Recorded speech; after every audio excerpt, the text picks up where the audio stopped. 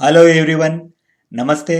आज मैं आपको विषय से हटकर एक ऐसी बात बता रहा हूँ जो आपकी रियल लाइफ में कहीं ना कहीं आपको उपयोगी होगी। निश्चित रूप से रामायण से बहुत सारे मैनेजमेंट सीखा जा सकता है। तो रामायण से ही एक ये प्रसंग है कि 9 लोगों की बात तुरंत मान लेना चाहिए, अन्यथा आपके प्राण संकट में हो सकते हैं। ऐसा रामायण में कहा है। उसके संबंध में मैं बताने जा रहा हूँ कि वो कौन से 9 लोग हैं जिनसे आप हमेशा सावधान रहे और उनकी बात तुरंत मान लेना चाहिए। तो आइए देखते हैं कि आपको ये 9 लोग की तुरंत बात मान लेना चाहिए कौन कौन से हैं। आइए देखते हैं। अब देखिए, रामचरितमानस में बताया गया है कि वैध, मूर्ख और धनवान सहित 9 लोग की बात तुरंत मान लेना चाहिए। मैं 9 ही लोगों का विवरण आपके सामने करूंगा। रामचरितमानस के अरण्य कांड में रावण और मारीच का प्रसंग है। गोस्वामी तुलसीदास जी ने इस प्रसंग में समझाया है कि 9 तरह के लोगों से दुश्मनी नहीं करना चाहिए। इन लोगों की कोई भी बात तुरंत मान लेना ही बुद्धिमानी है, वरना आप मुसीबत में फंस सकते हैं। इस प्रसंग में गोस्वामी तुलसीदास जी ने बताया है कि ना ना चाहते हुए भी मारीच ने रावण की बात माननी पड़ी और रावण के कहने पर स्वर्ग स्वर्ण का मृग बनना पड़ा, जबकि मारीच जानता था कि ऐसा करने से श्री रामचंद्र जी उसे मार देंगे, लेकिन फिर भी उसको इन रावण की बात को मानना पड़ा, नहीं तो उसके प्राण संकट में थे उस समय। तो उन्होंने सोचा कि मेरे को राम से ही मरना ज़्यादा बेहतर है रावण के बजाय, इसलिए रावण की बात उन्होंने तुरंत मान ली। इसके साथ देखते हैं रावण और मारीच का प्रसंग क्या है। आपने वैसे सुना होगा सभी ने, फिर भी मैं बता रहा हूँ। सीता हरण करने के लिए रावण मारीच के पास पहुंचा और कहा कि तुम छल कपट करने वाले स्वर्ण मृग बनो ताकि मैं सीता का हरण कर सकूं। तब मारीच ने रावण को समझाया कि वह श्री रामचंद्र जी के भेड़ ना करे। मारीच की बात सुनकर रावण क्रोधित हो गया एवं खुद के बल और शक्तियों का घमंड करने लगा।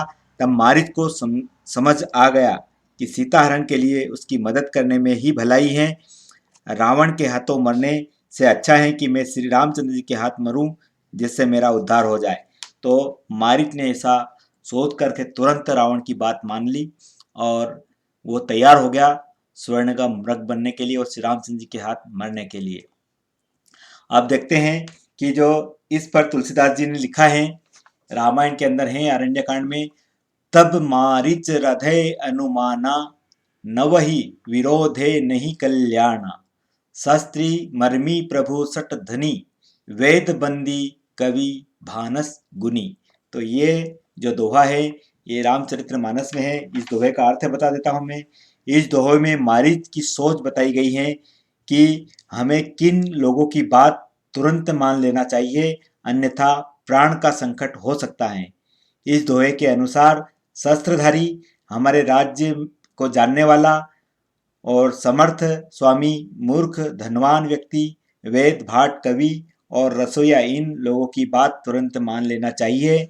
इनसे कभी विरोध नहीं करना चाहिए, अन्यथा हमारे प्राण संकट में हो सकते हैं। तत्काल इन लोगों की बात मान लेना चाहिए। तो ये दोहा चरितार्थ होता है। इस दोहे को और मैं डीप में बताने जा रहा हूँ आपको।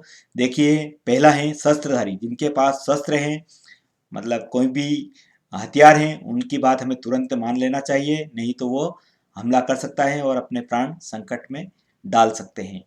हमारे राज जानने वाला, हमारा राजदार, या हमारी सब बात जानता है, गोपनीय बात, उसकी भी बात हमें तुरंत मान लेना चाहिए, नहीं तो वो लोगों के सामने हमारा राज खोल देंगे और हमारे प्राण है, हमारा जीवन है, वो मुसीबत में आ सकता है। इसके बाद समर्थ स्वामी, मतलब बॉस, आपका जो भी बॉस हो, घर का हो या कोई भी आपका बॉस है, समर्थ स्वामी आपका स्वामी, उसकी बात भी आपको तुरंत मान लेना चाहिए, नहीं तो वो भी आपके प्राण को संकट में कर सकता है। इसके बाद चौथा है मूर्ख। सभी जानते हैं मूर्ख की बात तुरंत हाँ में हाँ कर देना चाहिए। वो जैसा कहता है वैसा हमें मान लेना चाहिए, नहीं तो वो मूर्ख है, उसका क्या। इसके बाद धनवान व्यक्ति। धनवान व्यक्ति उसके बाद तन मन धन को खरीदने की ताकत होती है, किसी भी व्यक्ति को खरीद सकता है, कुछ भी कर सकता है, इसलिए हमें धनवान व्यक्ति की बात भी तुरंत मान लेना चाहिए। ऐसा तुलसीदास जी ने रामायण में लिखा है। तथा वेद, जो भी वैद्य होता है, डॉक्टर होता है, उसकी बात भी हमें तुरंत मान लेना चाहिए, नहीं तो वो भी आपको बहुत प्रकार से परेशान कर सकता है। इसके बाद भाट, भाट का मैं सीधा अर्थ बताता हूँ, जो मतलब एक चुगलीखोर होता है, मतलब इधर से उधर लगाने वाला होता है, उसकी बात भी हमें तुरंत मान लेना चाहिए, नहीं तो वो आपकी इधर से उधर बात बता सकता है। एक कवि जो वक्ता होता है, कवि वक्ता होता है, उसकी बात भी हमें मान लेना चाहिए, नहीं तो जगह जगह वो अपने सम्मेलनों में आपकी पोल खोल सकता है।